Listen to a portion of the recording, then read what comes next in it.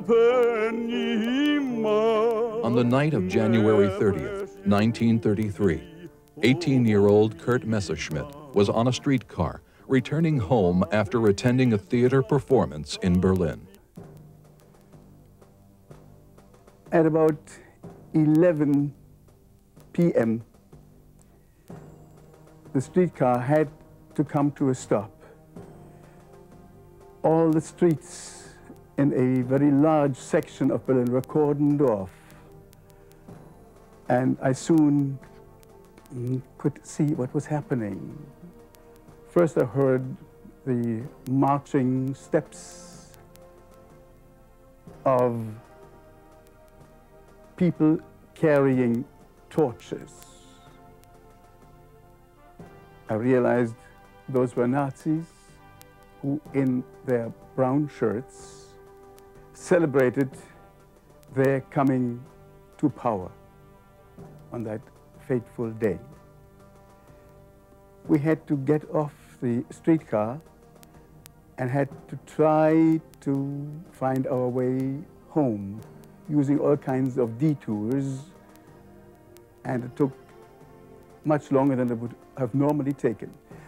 I reached my home at about 5 minutes before midnight, and I rushed to a little radio, and while I was listening, immediately being captivated by the voice I had been listening to for years, it was cut off very abruptly at the stroke of 12, midnight, and immediately followed the voice of this devilish propaganda minister, Joseph Goebbels. And at that point I felt my whole life, together with the life possibly of the world, took a turn around. It was very frustrating, especially being told you're a guest when you were born in a place and didn't know any other place. And it was very confusing to a child of 10 or 11 to be told you don't belong when you never belonged anywhere else.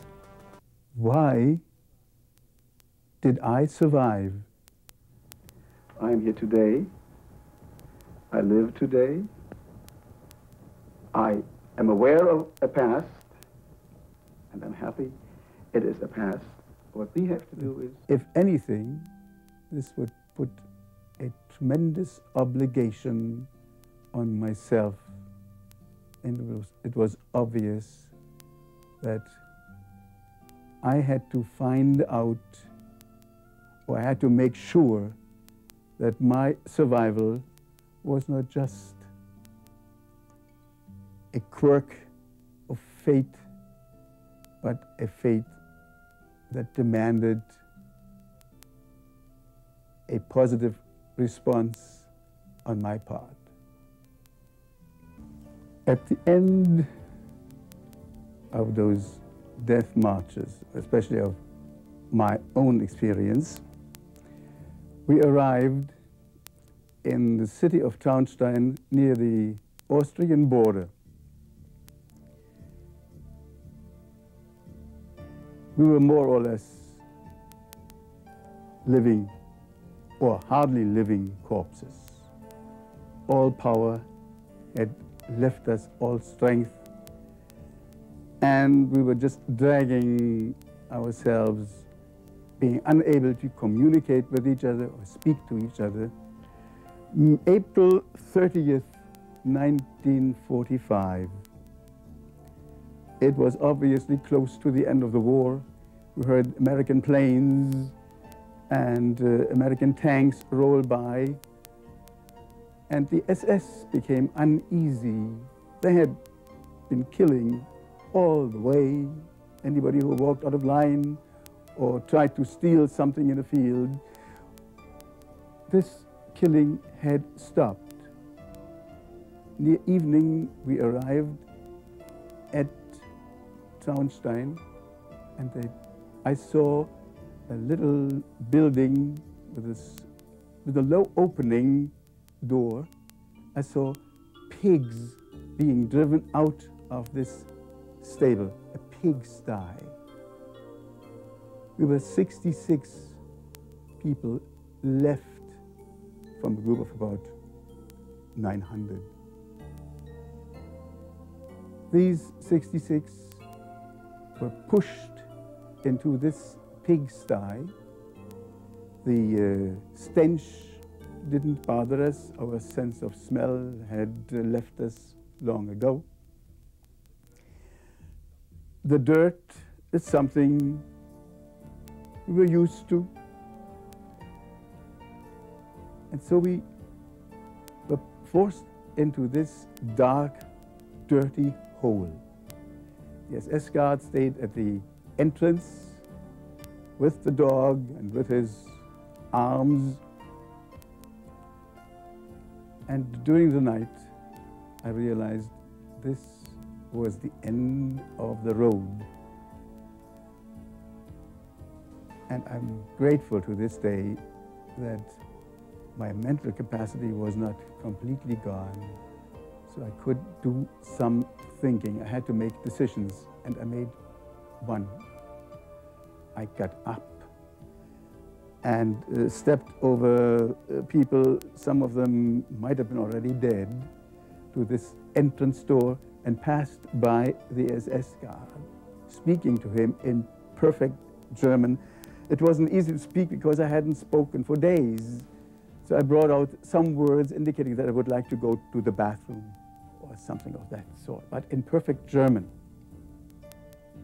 I knew that his shooting days were over.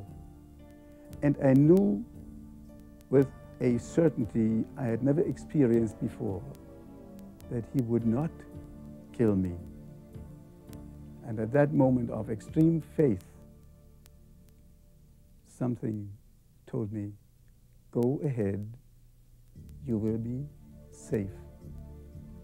Fresh snow was on the ground on May 1st, 1945, so I couldn't cover, and it didn't bother to cover my tracks. My exterior appearance was such that there was no way to hide who I was.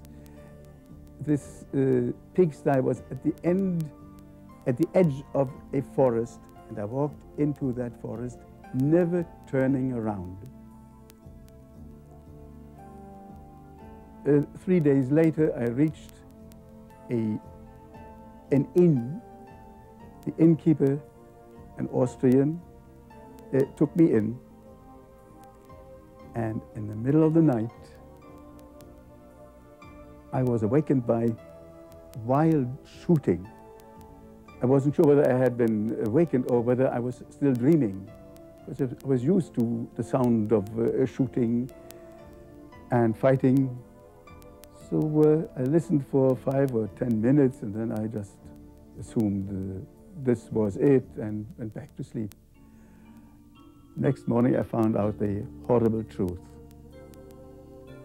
After I had isolated myself from the group of 64, 2 hours later, the SS left. They actually fled.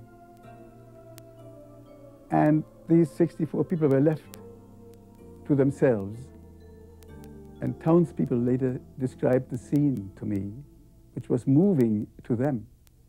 These 64 walked out of this messy place, clung together, were singing some songs, possibly of a religious nature, of their homelands. There were people from all over Eastern Europe, and marched together into their newly regained freedom.